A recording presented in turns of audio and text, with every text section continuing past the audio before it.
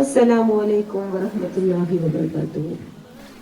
പ്രിയപ്പെട്ട എൻ്റെ സഹോദരി സഹോദരന്മാരെ, ചില ദിവസങ്ങളിൽ നമ്മുടെ മനസ്സിലാകെ ഒരു വല്ലാത്ത ഭാരമായിരിക്കുമല്ലേ.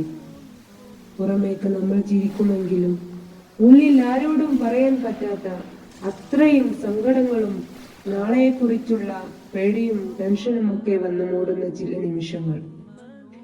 എങ്ങോട്ട് നോക്കിയാലും ഒരു വഴിയും ഇല്ലാത്തതുപോലെ, ജീവിതമാകെ ഇരുട്ടിലായതുപോലെ തോന്നിപ്പോകുന്ന അവസ്ഥ.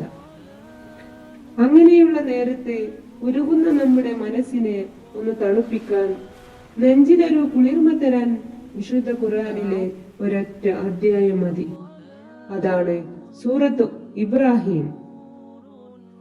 കനത്ത ഇരുട്ടിൽ വഴിമുട്ടി നിൽക്കുന്ന ഏതൊരാളെയും പ്രത്യാശയുടെ വെളിച്ചത്തിലേക്ക് കൈപിടിച്ചു നടക്കുകയാണ് ഈ മനോഹരമായ അധ്യായം ചെയ്യുന്നത്. ഇതിൽ അള്ളാഹു നമ്മളോട് പറയുന്ന ഒരു കാര്യമുണ്ട്. നമ്മൾ പലപ്പോഴും മറന്നു പോകുന്ന, എന്നാൽ ജീവിതം തന്നെ മാറ്റിമറിക്കാൻ ശേഷിയുള്ള ഒരു വലിയ സത്യം. നിങ്ങൾ ഉള്ളതിന് നന്ദി പറയുകയാണെങ്കിൽ തീർച്ചയായും ഞാൻ നിങ്ങൾക്ക് അനുഗ്രഹങ്ങൾ ഇനിയും കൂട്ടിത്തരുമെന്ന്. ആലോചിച്ചു നോക്കൂ.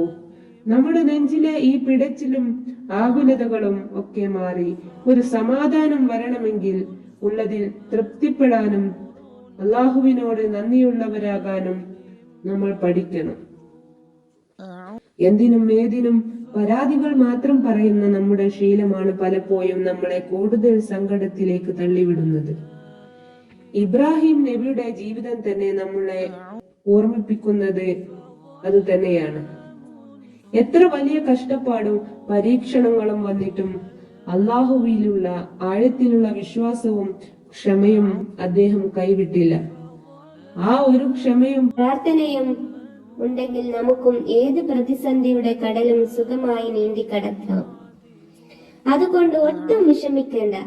എത്ര കനത്ത ഇരുട്ടാണെങ്കിലും അതിന്റെ അപ്പുറത്ത് നമ്മളെ കാത്ത് മനോഹരമായൊരു പുലരിയുണ്ട്, നല്ലൊരു വെളിച്ചമുണ്ട്.